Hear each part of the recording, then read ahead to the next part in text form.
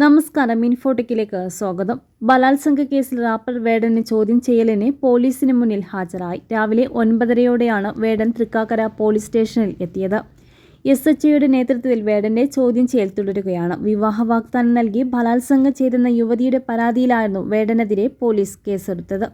കേസിൽ വേടന് മുൻകൂർ ജാമ്യം ഹൈക്കോടതി അനുവദിച്ചിരുന്നു. ഇന്നും നാളെയും അന്വേഷണ ഉദ്യോഗസ്ഥന്റെ മുന്നിൽ ഹാജരാക്കണമെന്നായിരുന്നു കോടതി നിർദ്ദേശം.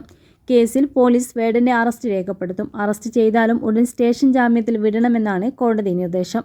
എറണാകുളം സെൻട്രൽ പോലീസ് എടുത്ത മറ്റൊരു കേസിലും വേടൻ പ്രതിയാണെങ്കിലും ഈ കേസിലെ പരാതിക്കാരി ഇതുവരെ മൊഴി നൽകാത്തതിനാൽ തുടർ നടപടികൾ വൈകുകയാണ്. പോലീസുമായി സഹകരിക്കുമെന്നും പോലീസ് സ്റ്റേഷനിൽ വേടൻ മാധ്യമങ്ങളോട് പറഞ്ഞു.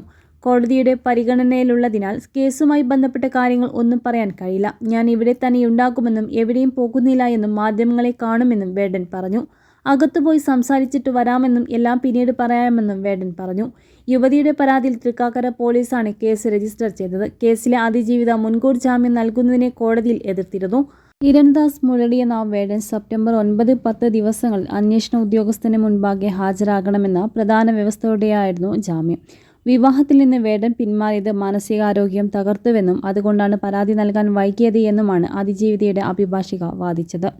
സമൂഹ മാധ്യമ പോസ്റ്റുകൾ വഴിയുള്ള അടിസ്ഥാനമില്ലാത്ത വാദങ്ങൾ പരിഗണിക്കാനാകില്ല എന്നും വിവാഹ വാഗ്ദാനം എന്നത് ക്രിമിനൽ കുറ്റം ചുമത്താൻ പര്യാപ്തമല്ലെന്നും കോടതി വാദത്തിനിടെ വ്യക്തമാക്കിയിരുന്നു. ഇരുവരും തമ്മിൽ അടുപ്പമുണ്ടായിരുന്ന കാലത്തുണ്ടായ ശാരീരിക ബന്ധം അകൽച്ചയുള്ളപ്പോഴ് എങ്ങനെ ബലാത്സംഗമാകും എന്നും കോടതി ചോദിച്ചിരുന്നു. തുടർന്നാണ് പരാതിക്കാരിയെ സ്വാധീനിക്കുകയോ ഭീഷണിപ്പെടുത്തുകയോ ചെയ്യരുതെന്നും അന്വേഷണവുമായി സഹകരിക്കണം എന്നും തുടങ്ങിയ വ്യവസ്ഥകളോടെ കോടതി വേടന് ജാമ്യം അനുവദിച്ചത്.